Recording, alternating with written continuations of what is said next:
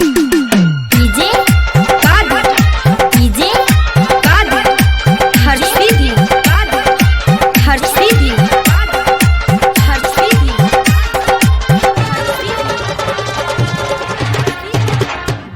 खेसारी के पजामे माजा मार ताड़ू हो।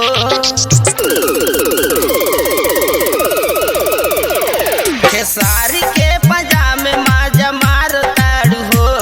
खेसारी के पजामे माजा मार ताड़ू हो। पवन सिंह से काहे तू डर ताड़ू हो। पवन सिंह से काहे तू डर ताड़ू हो। खेसारी के पजामे जाके धर ताड़ू हो। खेसारी के पजामे जाके धर ताड़ू हो।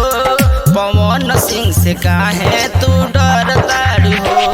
पवन सिंह से काहे तू डर ताड़ू हो।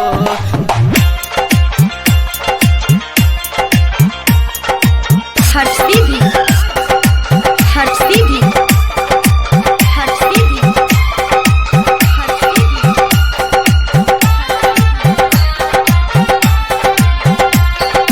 कोयल के बोली करे जकुहुकावता। मुस्कान तोहार दीवाना बनावता। कोयल के बोली करे जकुहुकावता।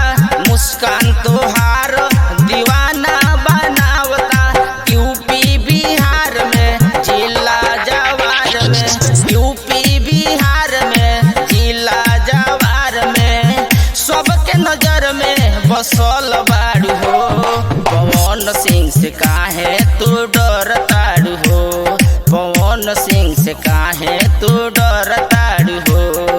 खेसारी के पजामे माजा मार ताड़ू हो।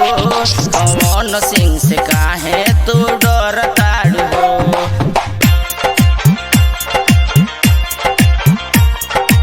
हर सीधी हर सीधी हर सीधी हर सीधी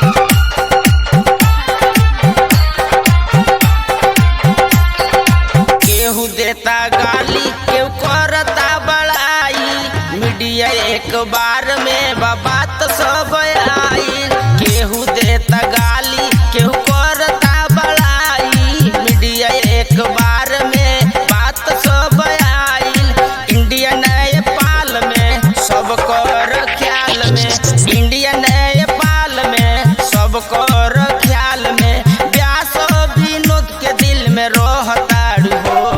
पवन सिंह से काहे तू डर ताड़ू हो। पवन सिंह से काहे तू डर ताड़ू हो। खेसारी के पजामे माजा मार ताड़ू हो। पवन सिंह